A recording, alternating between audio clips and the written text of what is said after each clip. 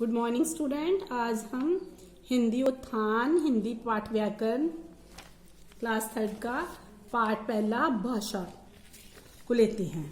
बेटे आज हम देखेंगे भाषा क्या होती है। देखो बच्चे, जब हम बोलकर या लिखकर अपने मन के विचारों को दूसरों के सामने प्रकट करते हैं या दूसरे के मन के विचारों को समझते हैं तो उसे भाषा कहते हैं। जैसे आपने अपने माता जी से कुछ मांगना हो तो क्या बोलोगे आप?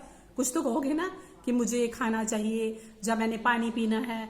कोई ना कोई बात करोगे, तब बोल के बताओगे तो माता को पता चलेगा आपने क्या लेना है। अगर आपकी माता जी ने बाजार से कुछ मंगवाना हो तो वो एक पर्ची पे लिख के देंगी कि ये चीजें बाजार से लाओ। दो तरीके हैं, एक बोलकर हम अपने मन की बात दूसरों के सामने ले जा सकते हैं, दूसरा लिख कर। जब हम दूर होते हैं तो वहां फोन कॉल अगर हमारे पास नहीं सुविधा उसकी तो हम फिर किसी लेटर या चिट्ठी के राही लिखकर अपने माता पिता को अपने हाल सुनाते हैं कि हमें क्या चाहिए क्या नहीं चाहिए, अपने के मन की बात को बताते हैं। इसमें भाव भी आ जाते हैं। जैसे आपको बड़ी खुशी हो रही है तो आप क्या कहेंगे? माता जी मुझे बहुत हो रही है। तो पूछेंगे क्या हो रही है? खुशी हो रही है। तो अपने मन के जो भाव है उनको आप लिखकर या बोलकर दूसरों के सामने प्रकट कर सकते हैं। जैसे देखो यहाँ पे भी है,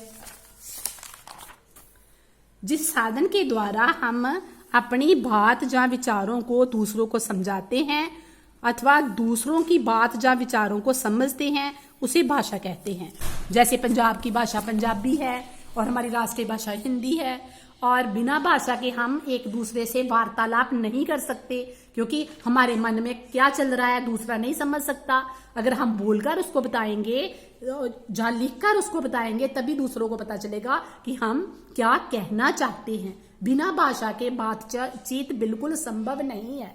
इसलिए हमें अपने मन के विचारों को दो प्रकार से है। भाषा इस प्रकार दो प्रकार की है, एक बोलकर एक लिखकर। जो बोलकर वो मौखिक भाषा, मुख से बोल के बताते हो, जो लिखकर उसे लिखित भाषा कहते हैं।